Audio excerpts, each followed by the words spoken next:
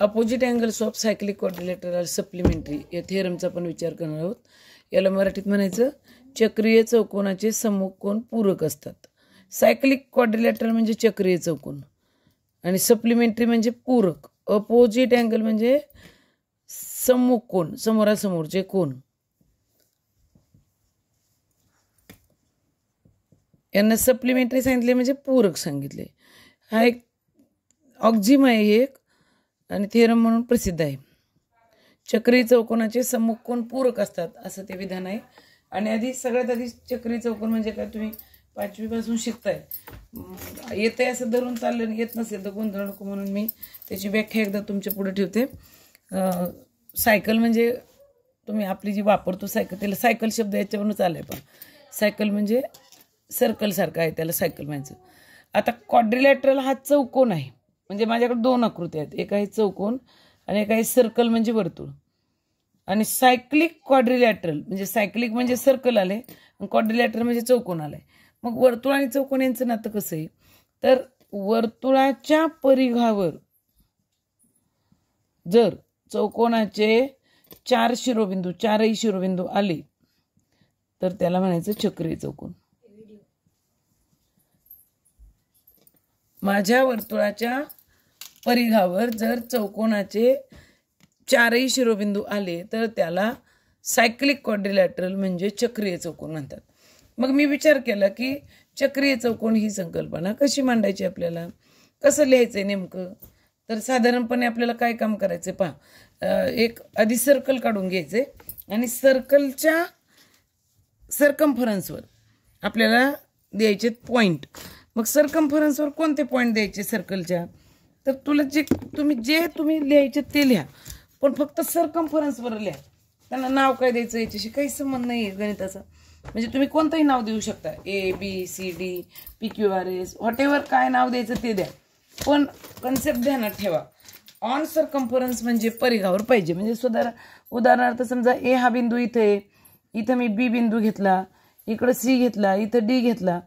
A न B ला जोडलं एक कॉर्ड आली, B न C ला जोडलं दुसरी कॉर्ड आली, C आणि D ची एक आणि A आणि D ची एक, अशा 4ही कॉर्ड एकमेकांना जोडल्या तर मला ABCD नावाचा एक क्वाड्रिलॅटरल मिळालेला आहे. तो आहे चौकोन ABCD. हा जो आहे तो सायक्लिक आहे. सायक्लिकला मराठीत म्हणायचं चक्रीय. मग चक्रीय चौकोनाचे सम्मुख कोन पूरक असतात असं म्हटले. तर आता याचे सम्मुख म्हणजे समोरासमोरचे. पाय Aच्या समोर B नाही येणार, D नाही येणार, C येणार. मग माझं पक्ष काय दिलंय, माझ्या वर्तुळ म्हटलं की केंद्राचं नाव द्यायचं. सगळ्यात पहिल्यांदा हे ध्यानात ठेवायचं. आपण वर्तुळ शब्द लिहिला की आपल्या पक्षामध्ये केंद्र कोणतं आहे हे तुम्हाला सांगावं लागेल. मग कोणता चौकोन चक्रीय ते सांगावं लागेल, अपोजिट अँगल कोणते ते सांगावं लागेल, आणि सप्लिमेंटरी म्हणजे बेरीज 180 द्यावी लागेल. पूरक या शब्दाचा अर्थ असा आहे 2 कोन ज्यांची बेरीज 180. आता घेतलं जर अर्थच कळाला नाही, पूरक म्हणजे काय कळत नाही, सप्लिमेंटरीचा अर्थ कळना, सायक्लिकचा अर्थ कळना, क्वाड्रिलॅटरल कळना, सर्कम्फरन्स कळना, तर नाही जमणार. मग वर्तुळाचा परिघ म्हणजे कळायला पाहिजे, परिघावरच 4ही बिंदू घ्यायचे कळायला पाहिजे, सम्मुख म्हणजे समोरासमोरचे कोण कळायला पाहिजे, आणि पूरक म्हणजे त्या दोघांची बेरीज 180 हे कळायला पाहिजे. तर तुम्हाला याच्यावर प्रश्न येतो पा, हे थिअरम असल्यामुळे याच्यावर नक्की प्रमेय असल्यामुळे प्रश्न येतो. तर पक्ष म्हणजे गिवन लिहिताना कसं लिहायचं तुम्ही, माझ्या पक्षात काय येईल तर O केंद्र असलेलं वर्तुळ आहे.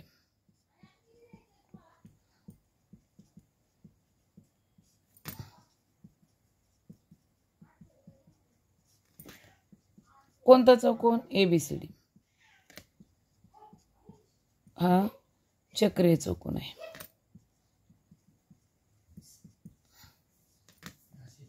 म्हणजे काय लिहाल तुम्ही मराठी माध्यमाने असं लिहिलं तर सेमी काय लिहिल की O is a centre of circle and quadrilateral ABCD is a cyclic, एवढंच लिहायचं तुम्हाला. म्हणजे मला केंद्राचं नाव लिहायचं, चौकोनाचं नाव लिहायचं, आणि तो सायक्लिक म्हणजे चक्रीय आहे हे लिहायचं. चक्रीय म्हणजे काय तर त्याचे मला पूरक दाखवायचे, 4ही बिंदू परिघावर आहेत पण पूरक आहेत का नाही मला माहित नाही. अपोजिट अँगल्स आर सप्लिमेंटरी असं म्हटले. मग मला साध्य काय करायचंय, तर मला प्रूव्ह करायचं आहे अपोजिट अँगल 2 पेअर येतील पहा. माझं साध्य लिहिताना दोन वाक्य येतील. पहिला येईल अँगल ए, त्याच्या समोर असणारा सी आणि यांची बेरीज केली तर उत्तर येईल 180 डिग्री. हे माझं पहिलं साध्य राहील. अगदी असंच मेजर ऑफ अँगल बी आणि डी यांची बेरीज केली तर 180 उत्तर येईल. आता मला काय सिद्ध करायचं आहे तर दोन कोणांची बेरीज 180 दाखवायची. आणि आता इथं 180 संबंधित काय दिले तर मला वर्तुळ दिले. मग वर्तुळाचा 180शी काही संबंध आहे का याचा मी विचार करेल. आणि मला लगेच माझ्या डोक्यात ही ट्यूब लागली पाहिजे की वर्तुळाचं अंशात्मक माप अख्ख्या वर्तुळाचं बरोबर का, वर्तुळाचं अंशात्मक माप मला माहीत आहे. आणि एका वर्तुळाचं अंशात्मक माप असतं 360 अंश. या 360चा 180शी संबंध आहे. याला 2 ने भागलं की 180 उत्तर येईल हे तुम्हाला कळावं. म्हणजे मला अख्ख्या वर्तुळाच्या मापाचा हा निम्मे 2 भाग होत आहेत हे सिद्ध करायचे. पण इथं तर काय चौकोन कसाही काढू शकतो आपण. अगदी वर्तुळाचे 2च भाग होतील असं नाही. म्हणजे उदाहरणार्थ मी असं वर्तुळ काढलं, एक चौकोन मी इकडेही बसू शकते असं एवढा मोठा, तर वर्तुळाचे 2 समान भाग होतील असं काही नाही. मग मला काय करायचं नेमकं तर हे इन्स्क्राइब्ड अँगल थेरम जे शिकलात ना तुम्ही यापूर्वी, अंतर्लिखित कोनाचं प्रमेय, त्याचं उपयोजन आहे पहा. आपल्याला अंतर्लिखित कोनाचं प्रमेय वापरायचं आहे आणि मग काम करायचं आहे. कंसाचं माप 360 आहे, त्याच्या निम्म 2 ने भागलं की कोणांचं माप येईल. म्हणजे बेरीज 180 आपोआप बसेल. आणि मला आता रस्ता सापडला की हो मला अंतर्लिखित कोनाचं प्रमेय वापरायचं आहे. मग मी सिद्धता देताना काय केलं, माझा प्रूफ सुरू केला मी पहा. सिद्धता माझी सुरू झाल्यावर कशी लिहायची सिद्धता पहा. सिद्धता देताना काय लिहाल तुम्ही तर माझा कोण कोणता आहे, अंतर्लिखित कोण, त्याचं नाव लिहा. हे पहा पहिल्यांदा हा एक कोणती सिद्धता पुरी करा. आपण ए घेतला तर ए हा कोण अंतर्लिखित आहे पहा. मग एचं एक टोक कुठे गेले बीकडं आणि दुसरं गेले डीकडं. म्हणजे कंस कोणता येईल तर बी पासून सी मार्गे असं डी पर्यंत येईल पहा. इंटरसिपेटेड आर्क कोणती येईल बघा, अंतरखंडित कंस. ए हा कोण कुठे आहे परिघावर तयार झालाय आणि त्याची एक बाजू गेली बीकडं दुसरी गेली डीकडं. तर त्याच्या अपोजिट कोणता आर्क आलेली ती बघून घ्या नीट. Intercepted arc is a BCD and inscribed angle is a BAD. मला ही कल्पना जर कळाली तर मी लगेच लिहिलं की माझा कोणाचं नाव आहे BAD आणि त्याचं माप आहे अर्धा मेजर ऑफ कंस. कोणता होईल अर्धा कंस तर कंस आहे BCD. पहा अंतर्लिखित कोणाचे माप त्यानं खंडित केले कंसाच्या मापाच्या निम्मे. हे विधान मी इथे एकदा उपयोजित केलं.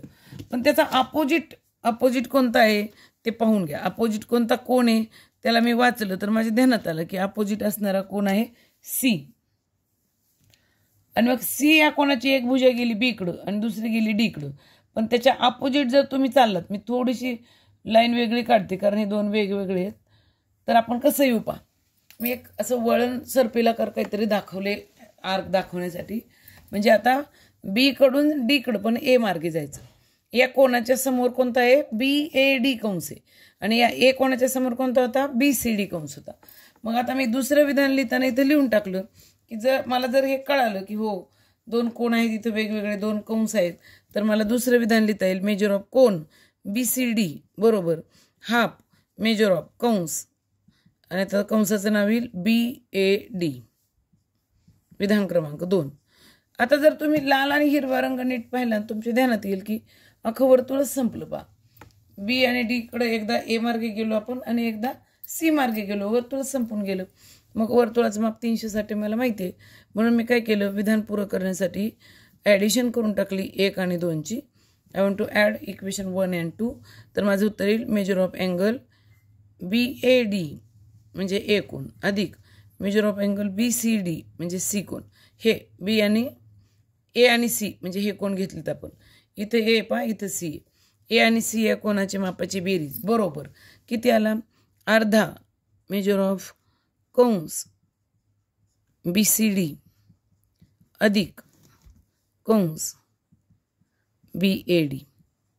पण BCD BAD जर पाहिलं तर अख्खा वर्तुळ भरतोय. मग अख्ख्या वर्तुळाचं माप मला माहिती आहे किती आहे 360 आहे. मग 360ला 2 ने भागलं तर तुमचं उत्तर निम्मा म्हणजे किती येणार आहे 180 डिग्री. आणि आता माझं साध्य पूर्ण झालेले पहा. म्हणजे कोण ए अधिक कोण सी याचं माप 180 म्हणजे सप्लिमेंटरी आलेत. हे विधान मी पुरं केलं. असंच तुम्ही दुसरं विधान पण पुरं करू शकता. हे विधान जसं पुरं झाले तसं दुसरं विधान पण तुम्ही पुरं करू शकता. कोणतीही एक सिद्धता तुम्हाला द्यायची, पण एक सिद्धता दिली तरी तुमचं काम संपणार आहे. आता मी वाक्य ध्यानात ठेवील की जर माझी चक्री चौकोन दिलेलं असेल तर त्याचे समोरासमोरील कोण यांची बेरीज 180 अंश येते.